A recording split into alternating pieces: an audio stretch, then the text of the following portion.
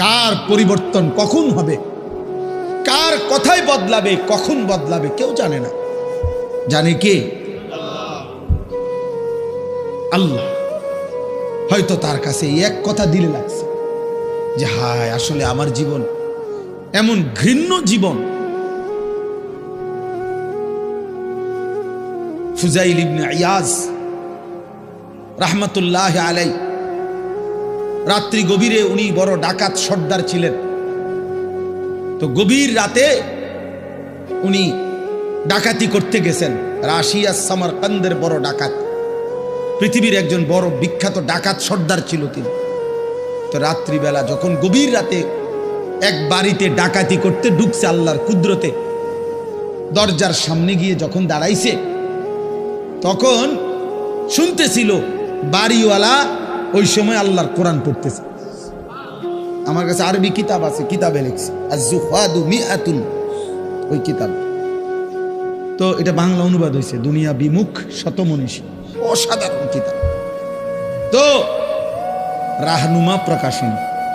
তাই উনি দরজায় দাঁড়াইয়া শুনতেছে যে বাড়িওয়ালা ভিতর থেকে ওই ঘরের বুড়া মিয়া আল্লাহর কোরআন পড়তেছে। আলাম ইয়ানি লিল্লাযীনা আমানু আন তাখশা কুলুবুহুম লিযিকরিল্লাহ।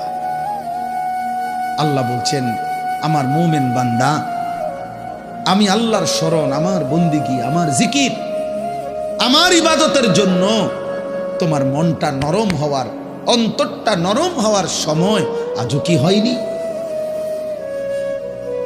আজও হয় নাই বান্দা?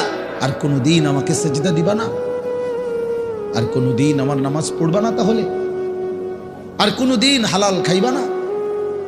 আর কোনদিন নারী পর্দা করবা না তুমি? আল্লাহ যেন ভাবে আম করে বলে, দিনের পর দিন যে ফজরের নামাজ পড়ে না, আল্লাহ যেন তাকে ডাক দিয়ে বলে, বান্দা তাহলে কি আর কোনদিন ফজরের সেজদা দিবা না? প্রতিদিন যে গালিগালাজ করে, আল্লাহ যেন বলে, বান্দা তাহলে কি আর কোনদিন এই গুনাহ ছাড়বা না?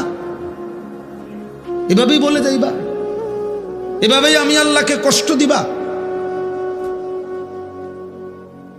তো এই ডাকাত সর্দার ফুজাইল, উনি তখন এই আয়াত হঠাৎ করে গভীর রাতে ওনার এই কথাইটা, উনি তো বুঝছে অর্থ, ওনার কলিজার মধ্যে গভীর রাতের নিস্তব্ধ, চারিদিকে তো ঠান্ডা নীরব, এই এক আয়াত ওনার কলিজা ছিদ্র করে ফেলছে, দিলে লাগছে।